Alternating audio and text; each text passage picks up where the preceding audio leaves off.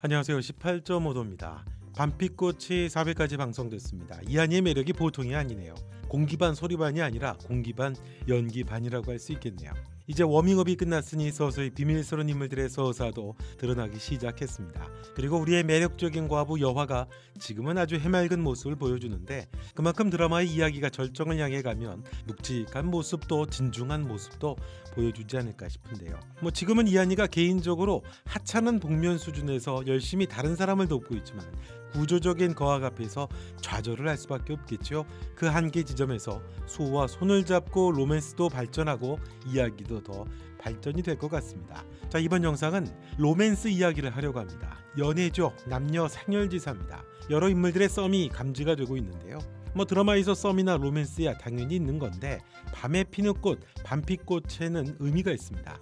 어느 시대의 사회이건 간에 전쟁 중이거나 또 배고픈 시절이거나 사랑은 사람의 가장 보편적이면서도 뜨거운 또 자연스러운 감정이잖아요. 그래서 남녀의 연애 서사를 보면 그 시대 배경을 들여다볼 수가 있습니다. 남자가 얽힌 사회적 한계, 여자가 살아가는 환경, 이 모두가 그 시대 배경과 환경과 또 밀접하니까 각자의 한계와 역할 등을 극복해가면서 사랑을 이뤄가는 거죠. 그러다 보니까 연인을 가로막는 시대의 분위기가 드러나지 않을 수가 없습니다. 그런데 그 썸이라는 것도 밤빛꽃에서는 좀처럼 엮이기 어려운 인물들의 로맨스가 주가 됩니다. 과부와 총각 종사관, 좌부승지와 몸종, 사대부 수절과부와 노비, 그냥 그 시대 흔한 정상적인 로맨스가 별로 없습니다. 밤빛꽃은 사대부 세상의 배경입니다. 기득권을 가진 사람들이 자신들의 이익을 공고히 하면서 통치를 안정적으로 만들어가는 방법은 사람들을 통제하는 거죠. 강력하게. 물론 사대부의 윤리라는 게 이상적일 수는 있습니다만,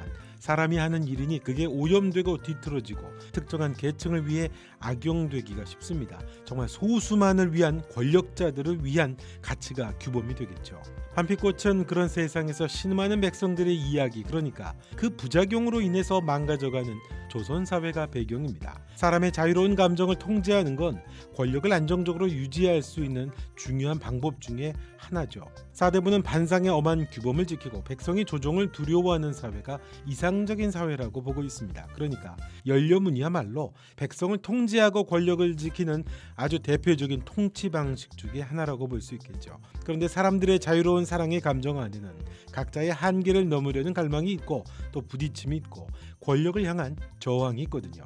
처음에는 나와 상관없던 것들이 사랑하는 사람이 부딪히는 어떤 사회적인 한계가 생기게 되면 그건 내 일이 되는 거죠. 명랑발랄 과부 이한이를 배치시킨 것도 그걸 무겁지 않게 유쾌하게 부딪히게 하려는 거죠. 그래서 좀 어색한 로맨스가 주를 이루게 되는 것 같습니다. 그 시대 사회상과 문제가 뭔지를 보여주는 가장 적절한 방식 중에 하나를 로맨스로 택했다고 보는 거죠. 여화와 수호를 보죠. 여화는 어쨌든 과부입니다. 거기에 망문과부예요. 엄연히 남편이 있던 사람입니다. 그런 과부와 종사관이 썸을 탑니다. 이게 은근히 파격이죠. 물론 그런 사람들도 있었겠죠. 다들 그러고 어디로 도망을 가버리면 그만인 거죠. 세상에 드러낼 필요도 없고 세상에 드러나서도 안 되고 자기들끼리 사랑하며 사라져버리는 거죠. 그런데 여화와 수호는 주인공입니다. 공공연히 썸을 탑니다. 어디까지 발전할지는 모르지만 사대부의 연료문을 비웃듯이 썸을 타죠. 이건 단순한 멜로가 아니라 사대부의 가치를 가지고 백성을 통치하며 다스리는 그런 그 사회 이념에, 시대 이념에 정면으로 반박하는 겁니다. 윤학과 연선은 더합니다. 연선의 신분은 아직 확인은 된 건 아니긴 해요. 일단 노비는 아닌 걸로 과거를 정리해줬습니다. 좌보승지와 머슴, 여자, 계집입니다. 책방에서는 노골적으로 연선이 들고 있다 떨어뜨린 책의 제목이 있죠. 깨어보니 좌보승지의 부인, 이게 책의 제목입니다. 너무 직설적이지 않나요? 연선과 윤학의 썸을 아주 공개적으로 발표를 하죠. 연선이 정말 윤학의 좌부승지 부인이 될 수 있다는 것도 보여주는 거 아닐까요? 물론 연선의 이야기는 여러 가지 잠재된 것들이 많습니다. 왜 길에 버려지게 되는지 신분을 더 정리할 수 있겠죠. 난도 아주 잘 그리고 글도 잘 쓰고 수학도 잘하고 못하는 게 없는 아이입니다. 일반 평민 아이의 수준이 아닌 듯합니다. 수호도 부모가 처참하게 죽었을 때 보면 몰골이 말이 아니었거든요. 연선의 출생에 관해서는 더 서사가 가능하지 않을까요? 게다가 명도각의 장소호는 연선이 명도각을 맡으면 좋을 것 같다는 뉘앙스로 이야기를 합니다. 돈 관리에 관한 아주 중요한 역할을 해주기를 바라고 있죠. 워낙 천재니까. 이것도 향후 장소훈에게 어떤 일이 벌어지게 된다면 천재 연선이가 어떤 지위로까지 올라갈 개연성이 충분하지 않을까 싶습니다. 몸종에서 좌부승지로 바로 연결되는 건 좀 만화 같은 상황이니까 연선의 서사를 더 확장하지 않을까 싶습니다. 사실 깨어나 보니 좌부승지 부인, 이게 신데렐라 같은 이야기예요. 개천에서 용이 나는 거죠. 개천에서 용이 나는 꿈이 있고 그럴 가능성이 있어야 사람이 꿈을 갖고 살아가는 게 아니겠습니까? 계급이 콘크리트처럼 굳어진 사회, 그냥 누군가 정해준 틀대로 그냥 그렇게 사는 사회, 거기에 꿈이 어디 있겠습니까? 그것에 맞추며 사는 거죠. 꿈은 사대부들만이 꾸고 있습니다.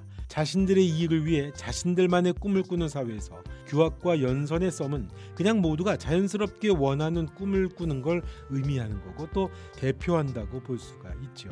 사랑이야말로 가장 원초적이고 생리적인 인간의 기본적인 그런 본능 아니겠습니까? 선왕의 개혁의 꿈이랑도 비슷한 거죠. 사대부의 열려문과 대척점에 있는 게 바로 이 자유로운 연애.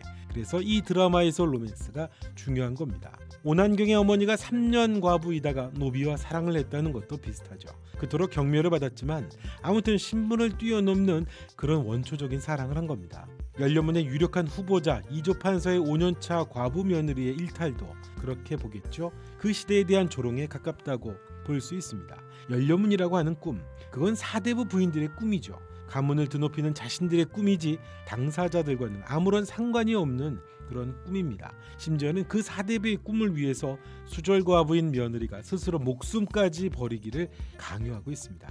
사대부들이 자신들의 권력과 이익을 위해서 벌어지는 많은 폐해를 보여주기 위해 등장한 게 바로 이 로맨스인 거죠. 인륜과 여인의 법도를 얘기하면서 그 속에 담긴 위선과 반인륜적인 자행이 얼마나 백성들을 고통스럽게 하는가, 그걸 보여주기 위해 사용하는 장치가 바로 이 로맨스인 겁니다. 그것도 아주 가장 약자인 여인들, 약자인 사람들을 대상으로 억압하고 착취하는 위선, 그래서 대다수의 백성의 삶이 그렇게 망가졌던 거죠. 반대로 오난경의 어머니 역시 사대부의 법도를 어기고 3년 차일 때 노비와 사랑을 하게 되고 강필직을 낳게 됩니다. 남편인 여몽집은 그런 오난경을 구타하고 아주 모욕을 주죠. 그래서 오난경이 남편 여몽집을 살해했다고 봐야겠죠. 기존의 권력에서 이탈해서는 안 됩니다. 여인의 정절을 벌인 엄마의 전력은 돌이킬 수 없는 오난경 자신의 흠이죠. 그래서 더욱 사대부 여인의 정절을 누구보다 잘 지키고 또 전파하고 칭송을 받으려고 하는 것 같습니다. 누구보다 구휼에도 앞장서고 완벽한 사대부 여인의 모습을 보여주면서 대비와 가까이 지내죠. 소수의 사람들만이 누리는 그 권력 안에 머물기에는 오난경은 워낙 흠이 많으니까요. 오난경은 그래서 여러 악행을 서슴없이 벌일 것 같습니다. 그 위선 안에 있는 진짜 본질은 자기들의 욕망, 자기들의 탐욕, 자기들의 이익이 그 본질이라는 거죠.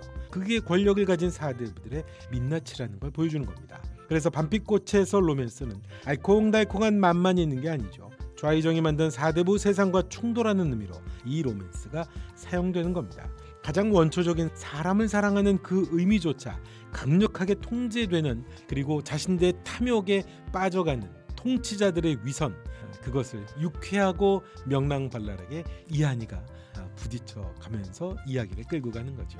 자, 오늘 영상은 여기까지 하겠습니다. 좋아요, 구독, 그리고 여러분의 생각도 댓글로 부탁드리겠습니다. 지금까지 18.5도였습니다. 또 뵙겠습니다.